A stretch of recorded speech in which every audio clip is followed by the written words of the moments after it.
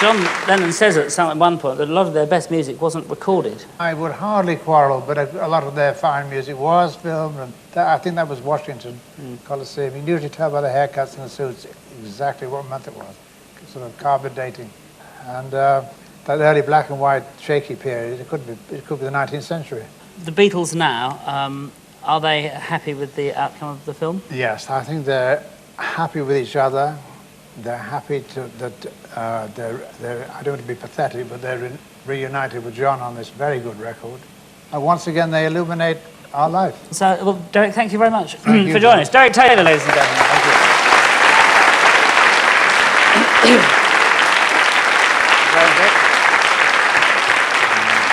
And now, some brand new music, ladies and gentlemen. Now in a high-interest special, how the Beatles got back in business.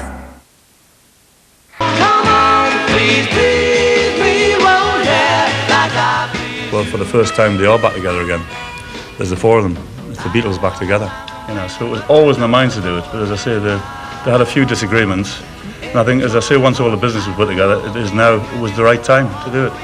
Beatlemania 1995, the launch of the TV anthology. No screaming fans, no Beatles, just media types and press packs. It's the culmination of a campaign to control the Beatles' image and music. A campaign so obsessive, they jealously guard even the copyright of these dolls. It wasn't always this well organised. The Beatles myth says that many millions were lost through the incompetence of others. But the true story of the Beatles and their money, which can only now be told, is both more complex and surprising than the myth. Today, everybody knows the Beatles were great musicians, but forget they were pioneers in the pop business.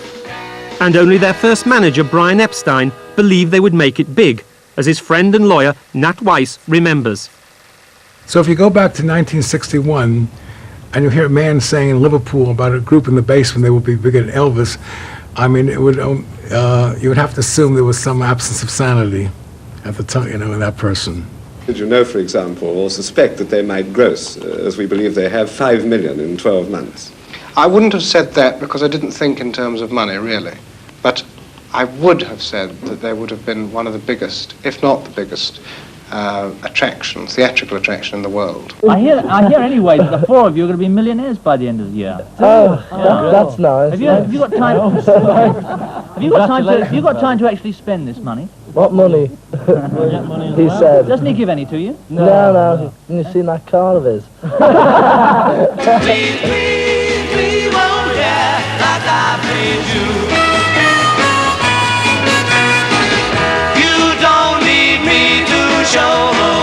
Epstein made the Beatles stars, but he is often criticised for his naivety in business and losing millions through poor deals. In particular, he is attacked for the royalty deal he struck in 1962 with record company EMI. This gave the Beatles too small a proportion of the income from every disc sold. But George Martin, their first producer, remembers it rather differently. History has been very unkind to Brian. I think that Brian actually acted perfectly properly, and I don't think his deal he negotiated, the deals he did initially were too bad. Certainly, as far as we were concerned, he had no option.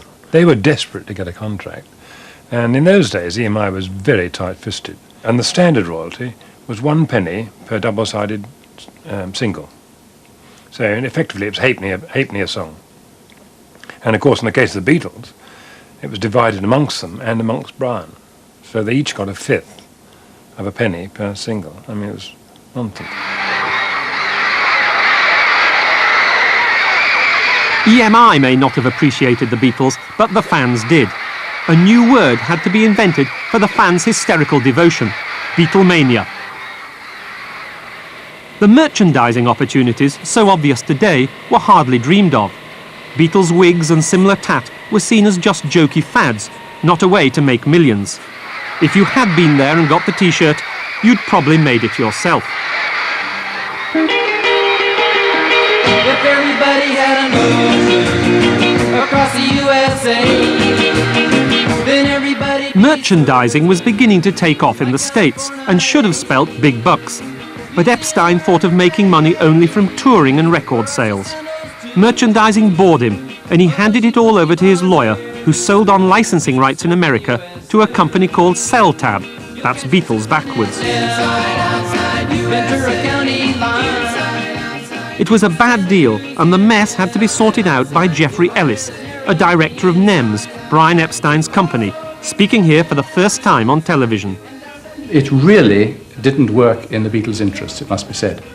The deal initially done was for the merchandisers to pay to NEMS for the account of the Beatles 10% of the income, 90% being kept by the licensors and this Cell-Tab for America. It should have been the other way around, really. Realizing his mistake, Epstein started issuing his own merchandising licenses, even though Cell-Tabs were supposed to be exclusive. Manufacturers got suspicious and cancelled contracts. Millions were lost in sales, but not before an extraordinary range of merchandise was produced. This is like the Rolls-Royce of Beatle collectible stuff right here. And then we have, here they go, look. They're still rocking after all these years, you know. These are the Beatle inflatable dolls. I'm blowing Paul's mind because he blew mine, you know. Here, another holy grail. The lunchbox with the thermos. This is the record player, the famed record player. This is, you know, if you're going to talk about collectability, you want to get mint in the box, untouched, nobody breathed on it, you know, something like that. Cell-Tab issued a writ against Epstein for loss of earnings. Epstein replied in kind, but was soon faced with a $5 million judgment against him. He won on appeal, but by then the unique merchandising opportunities of Beatlemania had been lost forever.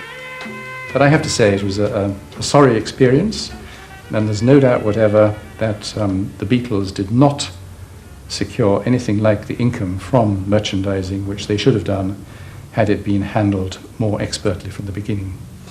He was one man running a worldwide phenomenon. It's almost like a tiger by the tail. Whereas today, or say in the case of Elton John or other major artists, you'd have 15 people in a committee handling every little detail. This was a first. Little children, you better not tell Epstein's real strength was in managing the Beatles' image. They had developed a lovable Liverpool mop-top style in front of the world's press, and Epstein saw it was ripe for exploitation in the cinema and did a 3-picture deal with United Artists. If you quiet like you ought to be. Their natural appeal on camera had become very clear in a film called What's Happening, an intimate record of their first US tour. It had been made by the Maysles brothers, founding fathers of American documentary. The material they got was gold dust. I'm asking you, you can't fool me.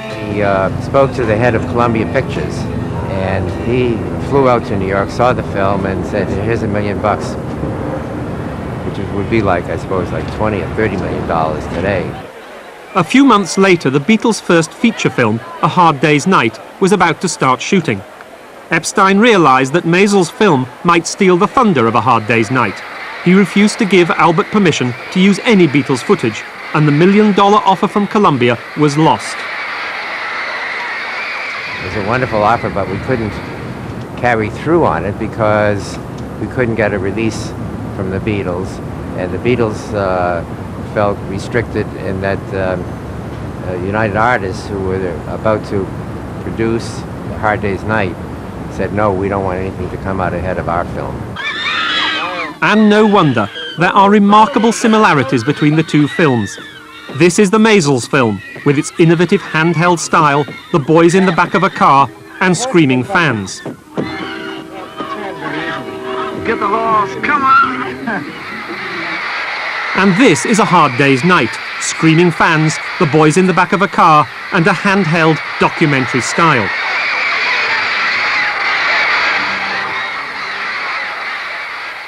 You want a C? Give us a C. Okay.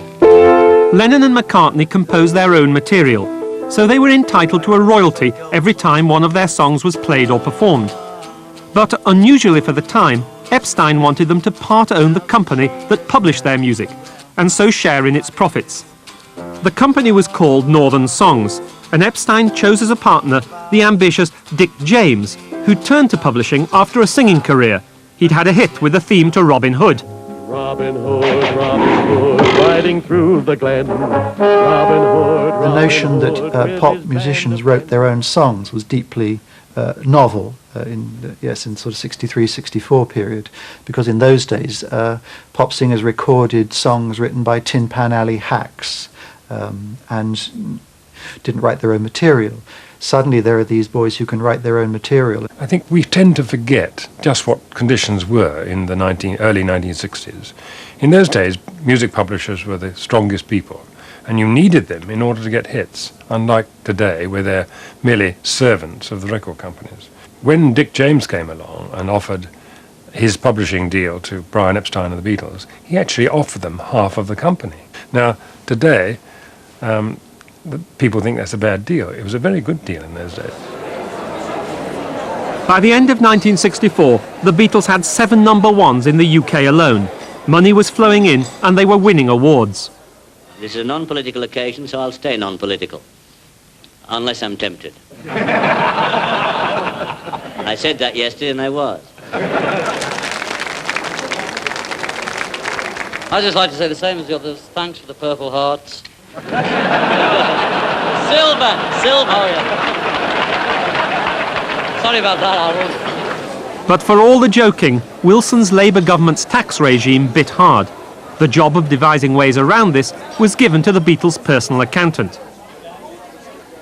As far as income tax was concerned, on the first £100,000, I forget the exact rates, but you were probably paid something like £87,500 in tax. On the next 100,000, you paid about 98% in tax. So that being an individual or a partnership, if you were generating a lot of income, you were facing a terrific taxation liability. Are you individually millionaires yet? No, that's another lousy room. I wish we were. Brian Epstein a millionaire? No, even he's not one, poor fellow. Where does all the money go? Well, a lot of it goes to Her Majesty. She's a millionaire.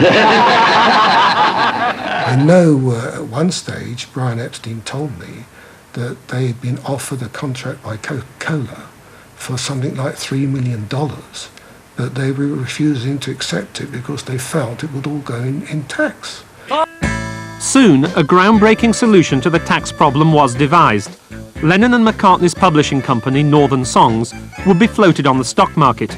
Never before had the city taken pop music seriously.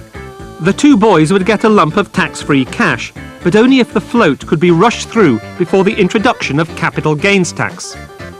I was thrust into the negotiations and the arrangements for bringing Northern Songs to the stock market, even though it was an unusually young company for that purpose. The result of this would be that each of the shareholders would sell a substantial block of their shares for a capital sum. If it could be done before April 1965, this sum would be free of capital gains tax, so it would in fact be a block of capital. After many complicated meetings, all John and Paul had to do was sign a few papers. Lennon and McCartney, who had not attended any of these meetings, they hated coming to business meetings, did come to the final signing meeting. At the last moment, when the signing had started, it was found that one of the documents, I really don't remember which, had a small error in it. It might even have been as small as a misplaced comma. And this was before the days of word processors, and it would take another half hour, 20, 30 minutes to retype the document and have it ready for signature, at which John and Paul simply said, well, we're not waiting, we've got to go. Off they went with the final document left unsigned. It wasn't too difficult getting John Lennon's signature, because he'd simply gone home. Paul McCartney had gone off on holiday to Hammamet in Tunisia with his then girlfriend Jane Asher. So a junior lawyer in Arnold Goodman's office took the next available plane to Hammamet, explained the documents to Paul McCartney, brought them back just in time for the flotation. Signed.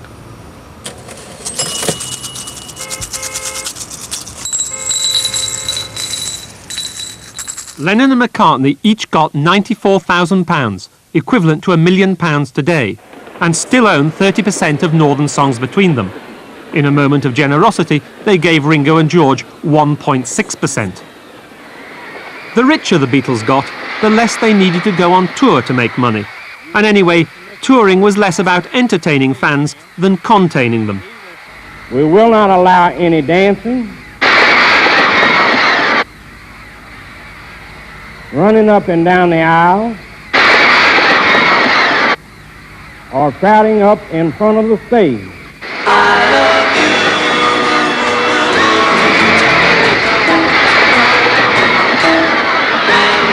It was horrendous. Unlike anything I have ever seen before or since. It was... I don't think they ever saw the lobby of a hotel.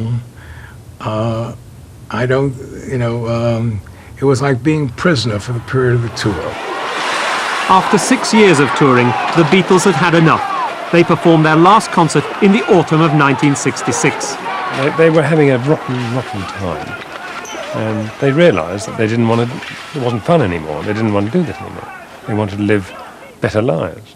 And they said they want to spend time in the studios with me making records. And so Brian said, well, that's fine, but we can do a tour at the end of the year. No, we're not doing any more touring at all. So in future, the only place the Beatles were going to perform was in a studio.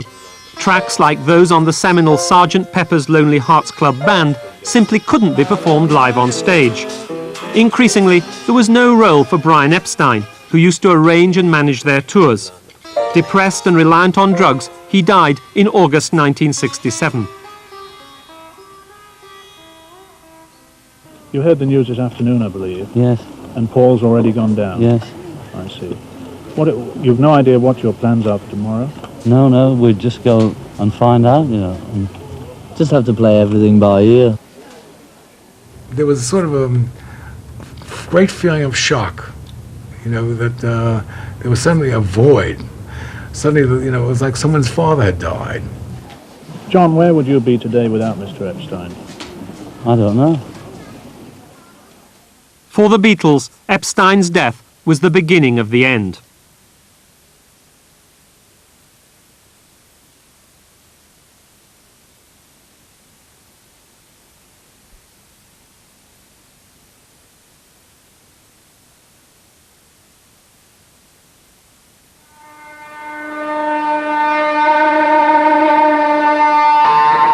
In 1968, the Beatles set up a company called Apple Corps.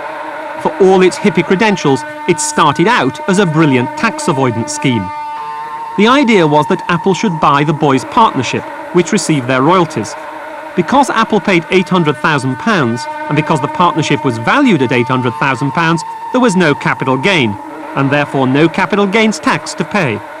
In the end, what they had was a lot of money that they would have had to pay in tax if they didn't do something with it, and that was why they set up their Apple organisation. The tax angle came first, and then the philosophy followed. The tax angle netted the boys each £200,000. That's nearly £2 million in today's money, tax-free. The philosophy, in the Beatles' own words, was a form of Western communism, letting almost anyone do their own thing with the Beatles' money. Without the guiding hand of Brian Epstein, the boys went into business with a vengeance. Other people had controlled them fairly well, but no, they could do it better. So they would have their own record company, which would then only go through EMI, Parlophone label, which they recorded on. They would have their own publishing company. They would have their own shop, boutique. They were going to run a school. They had so many divisions. They were going to have an electronics division. It was all done in the spirit of swinging London. It was as if they were like an early shopping mall, really. But it was in a Georgian house in Savile Row.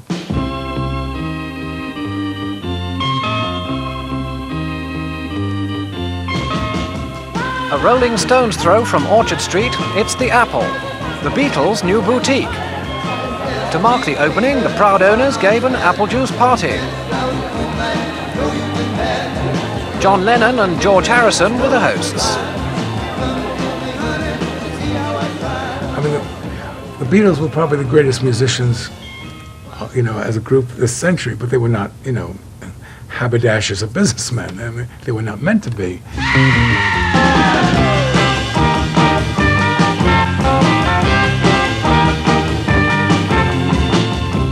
one day I was asked to make a payment to a group of designers called The Fool. And I discovered that they'd been given a contract to design clothes and were being paid a signing-on fee of £40,000. Now, at the time I was horrified, and I said to them, to the boys,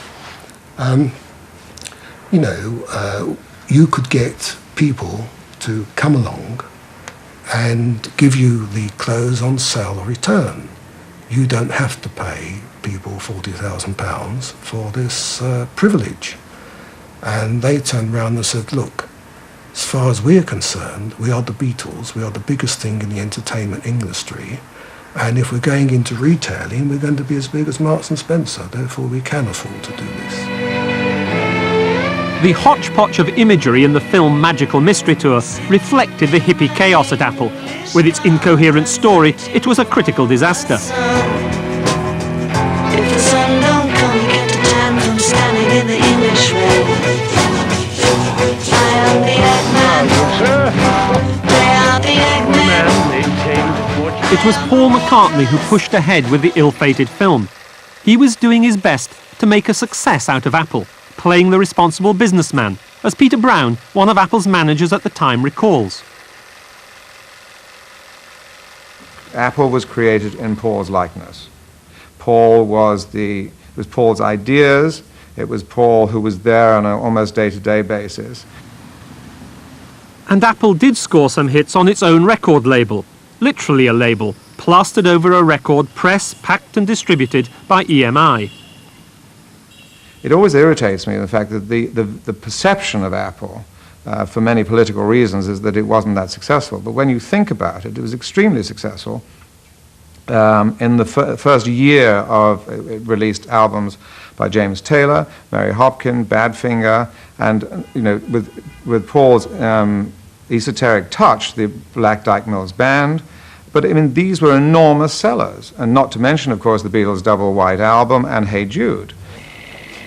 While Paul was busy at the office signing up new talent and trying to manage the madness, John Lennon retired to bed with his new lover Yoko Ono. It's a private protest. For the violence that's going in the world, you see. To say... we feel that instead of making war, it's better to just stay in bed. Let's stay in bed for the spring. And grow your hair. Yes. For peace. Let it grow till peace comes. John would be downstairs on the ground floor with Yoko, doing his peace campaign for the world, and eating brown rice and chocolate cake. I remember going in there one day when he'd just shown the film of his penis, and I said to Yoko, did the papers have anything about that today? She said, no, the critics wouldn't touch it. There was always a good line come out of Apple. And it was always a soft touch for cash, and anything else that wasn't nailed to the floor. The lack of financial control at Apple Corps was later made fun of in a satirical film, The Ruttles, featuring George Harrison. There have been continued allegations that Ruttle Corps is going bankrupt. Eric Manchester, the Ruttles press agent, are these allegations true? No, they're conjecture, you know. They're sort of rumour. I think you find that where you get success, you'll always find this sort of rumour. No. So the stories of the theft, they're not true also? No, they're greatly exaggerated, greatly exaggerated. The Apple boutique was closed down after only 6 months and the merchandise given away. McCartney began to realise the company desperately needed proper management. Who better to ask for help than the dad and brother of his new girlfriend, Linda? Lee and John Eastman were amongst New York's most eminent entertainment lawyers.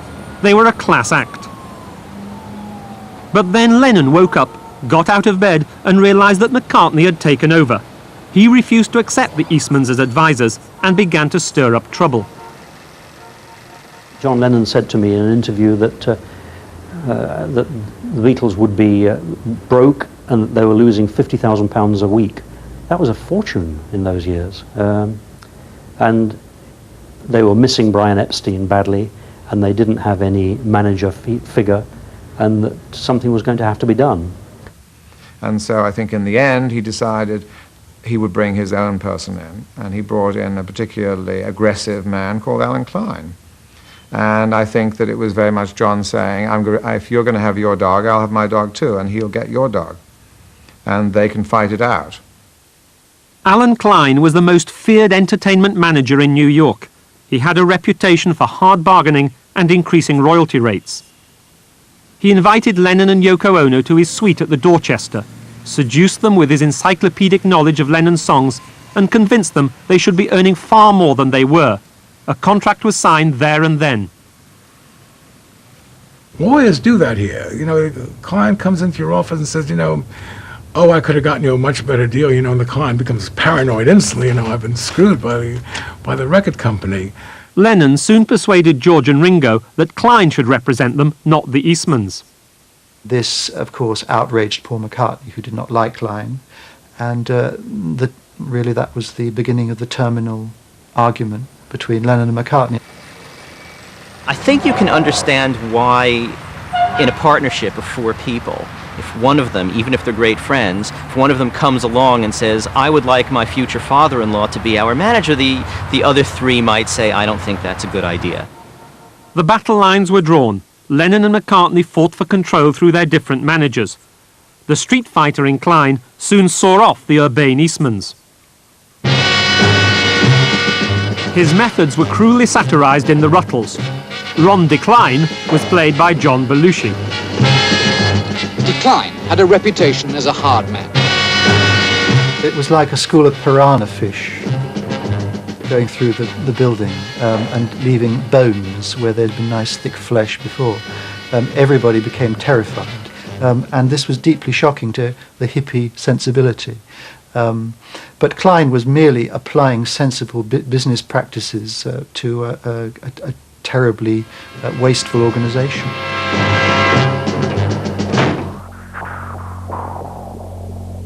One of the problems Klein had to deal with was the bad blood between Lennon and McCartney and Dick James, the other large shareholder and manager of Northern Songs, which owned all of the Beatles' compositions. This went back to an extraordinary meeting when John and Paul demanded a bigger share of the royalty income from Dick James. They called him to their office at Apple and confronted him and filmed this encounter. And Dick James had by now had enough of them bellyaching about wanting more money. And this time Brian Epstein was dead, so no longer could Dick go to Brian and say, hey, get the boys off my back. So James looked to sell his shares in Northern Songs, as city confidence was being undermined by John's public antics. By the late 60s, after John Lennon had met Yoko Ono, they were doing some pretty wacky things, like exposing themselves naked on record album sleeves and getting busted for drugs. And every time something like this happened, of course, the share price of Northern Songs used to dip. And so Dick James decided his nerves couldn't stand this and that he had to sell out. The Beatles were in danger of losing control of their own compositions and got involved in a very public battle for Northern Songs. Today, the Beatles made a counter-bid for control of Northern Songs, the company which holds the copyright for all their compositions. They already have a holding of around 30%, but with this year's profits expected to reach a cool $1 million, Sir Lou Grade, boss of Associated Television, showed more than a casual interest. I felt that we ought to be in the music business. And as the Northern Songs, which owned the rights to the Beatles' music, was a public quoted company, I decided that the company would buy some shares. We bought some shares and built up about 6 or 7%. Then I thought I might go for it all. The Beatles were not consulted, and their angry reaction was today's counterbid for an extra 1 million shares to give them control. Suddenly I found a fella turning up called Alan Klein, who represented John Lennon. I had an instinctive feeling that this fella was going to try to stop me from getting the entire company. Klein mustered the counterbid, but there was little he could do to prevent Lennon messing things up. As Klein was bidding for more shares to gain control of Northern Songs, strangely enough, Lennon was selling some of the ones he already owned. Then, just when it seemed that the city would swing behind them, Lennon blew it. He told a vital group of shareholders, "I'm not going to be fucked around by a bunch of men in suits sitting on their fat arses."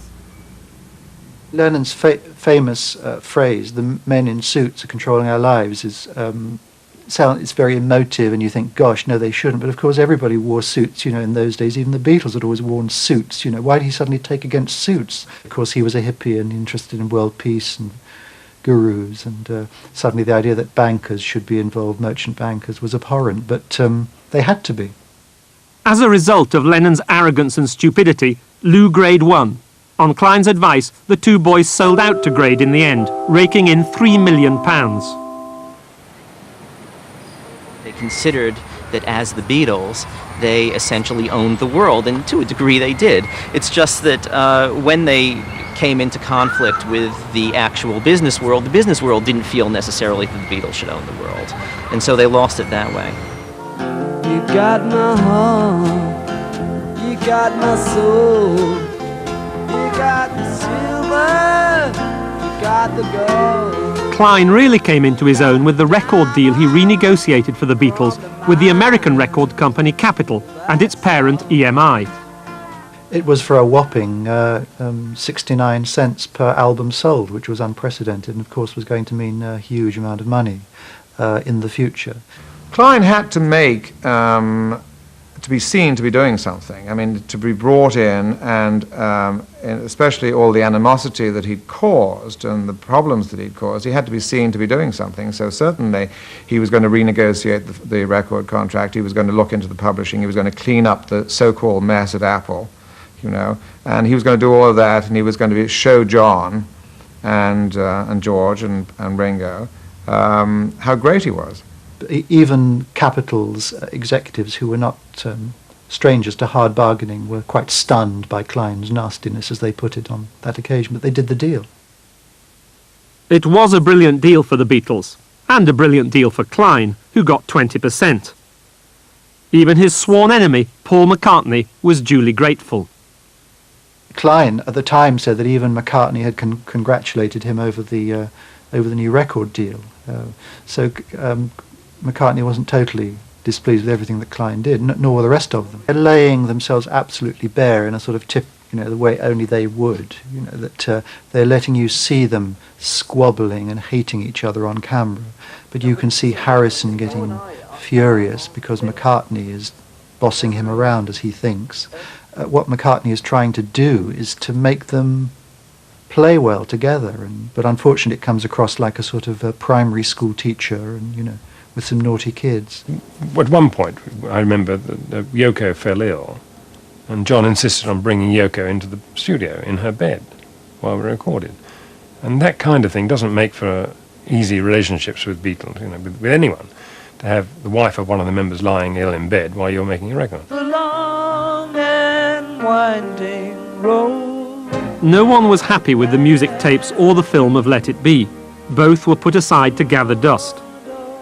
The lush wall of sound treatment given to The Long and Winding Road was the work of American producer Phil Spector. To George Martin's horror, Klein had sent the tapes to Spector to prepare for release.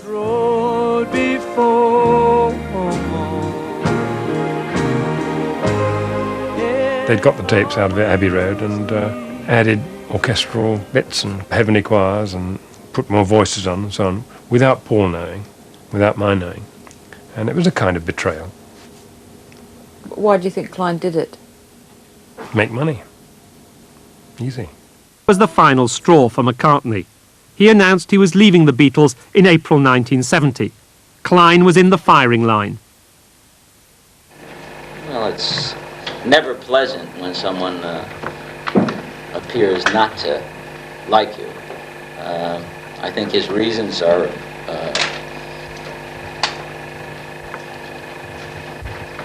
sad. I think they're his own personal problems. But unfortunately, he is obligated into Apple for a considerable number of years, so his disassociating himself with me has really no effect. McCartney was not to be so easily defeated. In 1971, he turned to the High Court to bring the Beatles' financial partnership to an end. During the court hearing, it came to light that while the Beatles had been fighting amongst themselves, Klein had been paying himself more than had been originally agreed. He was claiming 20% of all their income, not just 20% of any increases he had negotiated.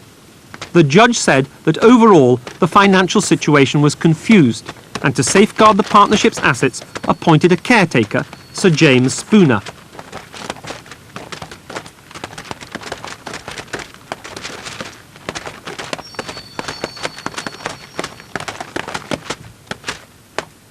One of the worries that we had, as I recall it, was that if there was more money going out than the net after-tax income of the partnership, if the partners had been up to date with their tax payments, which they were not. And the worry was that the four individuals would have found themselves with huge tax liabilities and all the income having gone in expenses and in management fees. The court ensured that Klein, who had already taken out £1 million, no longer had access to the Beatles' bank accounts. The bank accounts of the partnership, i.e. the four boys, were frozen and were entirely under my control, so nobody could get hold of any money of the actual partnership without coming through me. And they had considerable income coming in at that stage. As I recall it, I think of about £1 million sterling per head, which is a lot of money. It was a lot of money anyway. It was certainly a lot of money in 1971.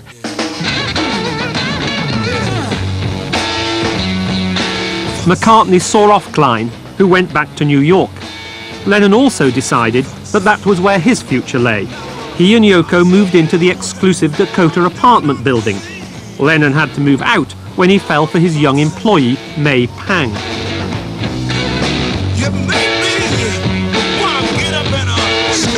Never mind in a million years would I have thought I would be romantically linked to John Lennon. Never mind a Beatle. Never mind any of that.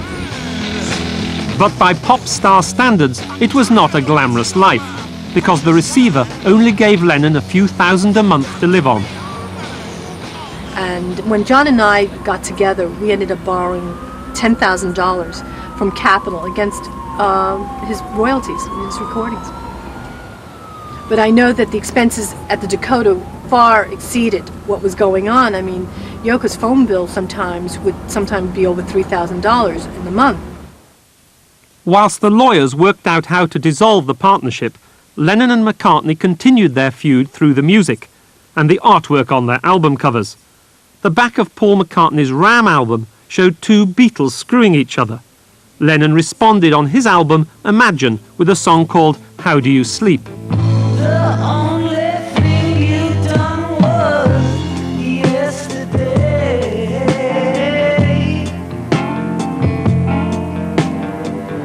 and since you're gone, you're just another day. And basically what he was saying is that since you have left the Beatles, or since the Beatles broke up, all you've been doing is sort of treacly pop music. So in a nutshell is what the song is about. It took 4 long years for the Beatles to agree on how to divide up the financial spoils of their partnership. In the winter of 1974, Paul, George and Ringo gathered at the Plaza Hotel in New York to sign the papers to dissolve the band. But they had a shock, courtesy of Yoko's psychics, on whom John still relied. And he called up Yoko, and Yoko said, no, I know the psychics don't want you to sign anything. This is not the right time. And of course, after he hung up the phone with Yoko, he turned to me and said, listen, just tell Harold, because Harold Sider was representing John. He says, tell Harold I'm not going to sign the papers this evening. And when I called and I spoke to him, I said, you're not going to believe this, Harold, but John's not going to sign. He said, what? I said, the stars aren't right. So 3 out of 4 Beatles were in town, in New York. And here's Harold Sider walking in saying, I'm sorry, John's not going to sign because the stars aren't right. And George having a fit.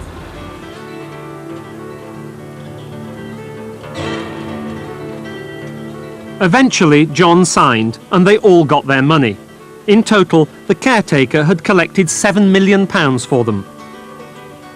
For the rest of the 70s, there were rumours that the Beatles would get back together.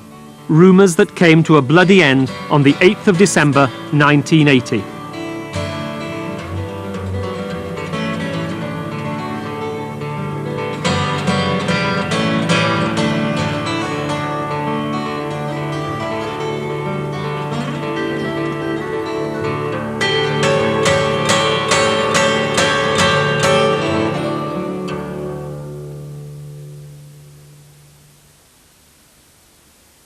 The wonderful world of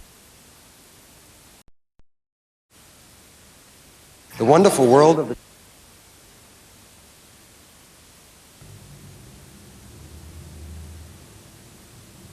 In 1981, Paul McCartney got the chance he had longed for years, to buy the publishing rights to the 263 Beatles songs now controlled by ATV, run by Lord Grade. I called Paul McCartney and says, Paul, I'm thinking of selling ATV music. He says, I'm very interested. I'll get Lee to call you. Lee Eastman was the father of Linda McCartney, and they only wanted to buy Northern songs. I called Paul. I said, Paul, you're making a mistake. You should buy the whole company. I will not sell the Beatles library without the whole company. And they let it go. I think there was a strong element of pride here. Paul said to me, £20 million, well, it seems a lot of money to me. I mean, considering I wrote Yesterday for nothing. McCartney failed to grasp that his songs were now an asset, making profits year after year. Yesterday, for example, has been performed by over 2,500 artists. In all his attempts to buy the ATV library, McCartney never offered enough, and in 1985, his friend Michael Jackson got it for $50 million. And I calculated that library is now worth anything from $400 to $500 million. Because it'll last forever. There are very few libraries that last forever. Indeed, just 3 weeks ago, Michael Jackson sold out to Sony Music at the top of Lord Grade's range for $500 million. I think what Paul objects to most of all is control. The fact that he cannot do with his own songs what he wants. He has to go to somebody else, cap in hand, and say, please may I do this? And that sticks in the craw. And I quite understand what he feels. I think it's terrible that he doesn't control his own songs, particularly such great songs. Out of these discreet offices in London's Kensington, the Apple core of today is mainly concerned with control, cornering the market in Beatles material. The man behind the plan is little-known boss Neil Aspinall. Neil Aspinall is the head of Apple, and he's always been the Beatles' best friend. He's been their roadie since the early days, and he's been chairman of Apple for many years, and he's the most trusted person. And he is the fifth Beatle, if ever there was one. Neil Aspinall has devoted his life to the Beatles. I have never met a person who has literally been so devoted and so concerned, and who has the same mentality as a Beatle. I mean, he's an amazing individual. Frankly, I don't think they really appreciate him. Neil Aspinall has maintained Apple's position in the modern entertainment industry by fighting fierce legal actions against anyone who dares infringe Beatles' copyright. They seem willing to sue anything that moves so long as it mentions the Beatles or Apple. They feel that they have the right to the existence of the name and the existence of the word. And it's a little sad, because it has a chilling effect, really. Come on, come on, come on. Among those who have received the Beatles' lawyers' attentions are the makers of a stage show called Beatlemania. It grossed over $42 million. Apple won in court and got $10.5 million in damages.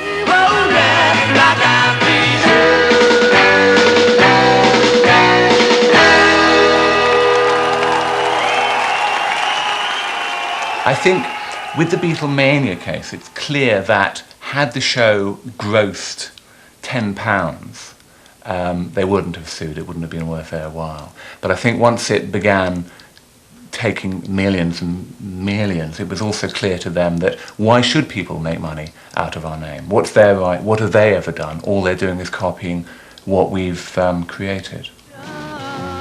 This advert for sports shoes is virtually unique in using a Beatles track. It was a first for Nike to get clearance from EMI to use Revolution. But the Beatles were not asked or paid and felt it seemed as though they endorsed the shoes. They forced EMI and Nike to back down.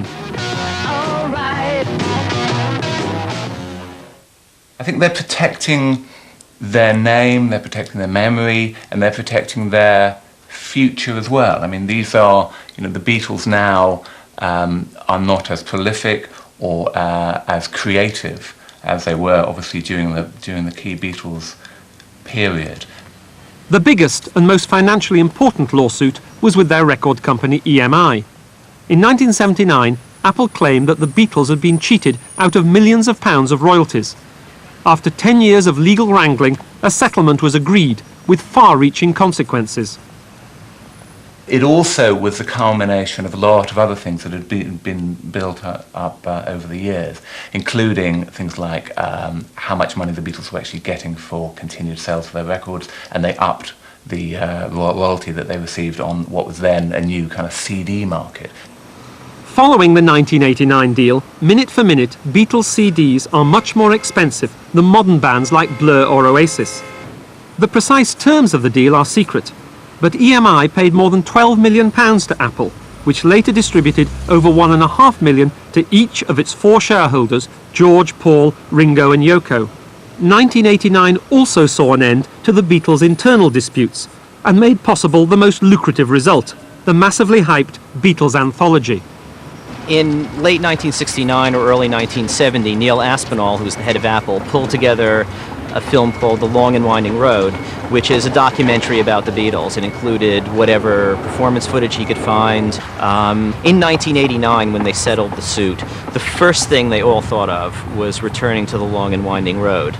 It didn't stay The Long and Winding Road, largely because The Long and Winding Road is a McCartney title, and Harrison, I think, didn't like the idea of a McCartney title standing for the entire history of the Beatles, and so it became the Beatles Anthology, which actually isn't a very good name for it. Apple invested its own money in making the Beatles anthology. It is estimated they have already recouped £17 million from selling it in America and Britain, and there's more to come, including a collection of 3 double CDs comprising unreleased versions of old favourites, demos and outtakes. This year, the Beatles are expected to earn more than $100 million. They're back in the business charts, not just the pop charts this time round. I think there's a feeling at Apple now that it's time to make up for all of that they should have been raking in money by the millions in the 60s, even more than they were. And now they're in complete control, and so therefore it's time to cash in on this. In a way, it's sort of a violation of the idealistic ethos that they were putting out in the 1960s. Ladies and gentlemen, The Beatles anthology exploits slick packaging of old footage from early Beatlemania. This binge of nostalgia will fuel renewed fondness for the Beatles in 1995. here are the Beatles.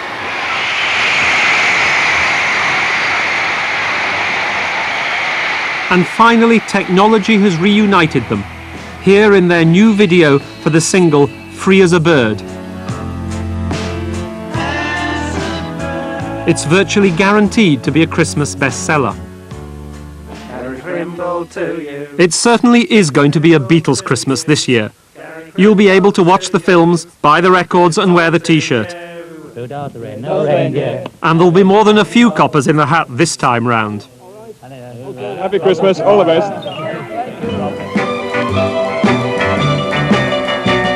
All I want for Christmas is a Beatle, not a teddy bear, just a Beatle. I told Mum that nothing else would do. There are 4, so she can have 1 too. I don't care whichever one she gets me. Paul, John, George, they're all the same. I can't wait for Christmas Day to come, 'cause all I want for Christmas is a Beatle.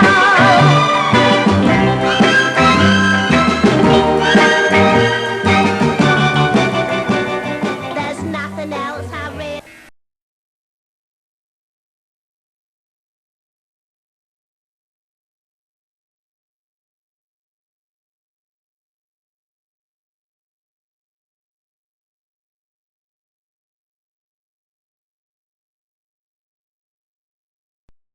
Fire engine clean.